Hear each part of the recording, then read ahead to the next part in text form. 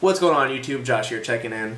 And today I just wanted to talk a little bit about what exactly is progress as far as strength training. Now, this is something that I wish I had heard when I started getting into strength training a few years back, because quite frankly I fell into a trap that a lot of people fall into, which is just focusing on weight, right? Especially if you get involved as a beginner in these linear progression programs like 5x5 or something like that. The goal is every week to be adding more weight to the bar.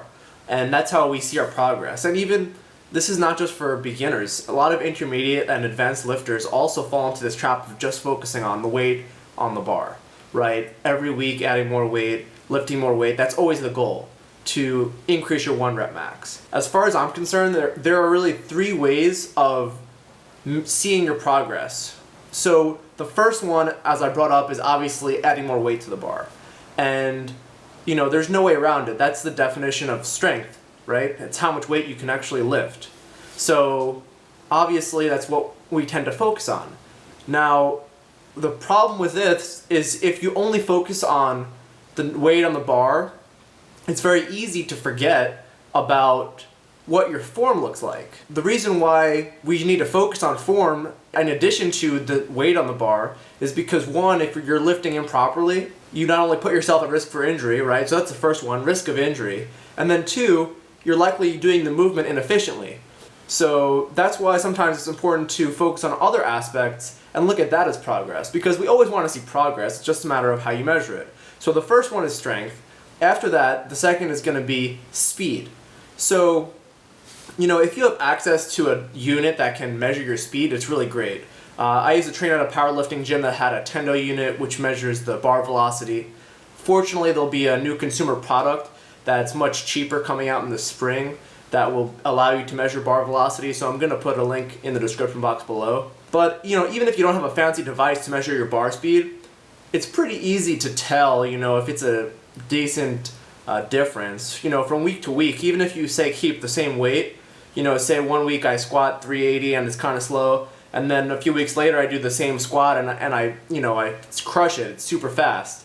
So even though I didn't add more weight on the bar, I know that I've gotten stronger because I've been able to move the weight at a better rate. Now, the third aspect that we don't always focus on is, you know, how clean the rep looks, in a sense, right? Obviously, as we get towards higher intensity, you know, greater than 90%, we tend to see form breakdown, especially in your beginner and intermediate lifters. Quite frankly, that's one of the things that I think really separates the intermediate from the advanced lifter, in that the advanced lifter is really able to lift maximal weights with very minimal form breakdown. Omar Isuf is actually doing a series with Jeremy Hamilton, a top power lifter. He's able to lift maximal weights with next to no form degradation. Back to my point. The idea is that I don't even know what my fucking point was.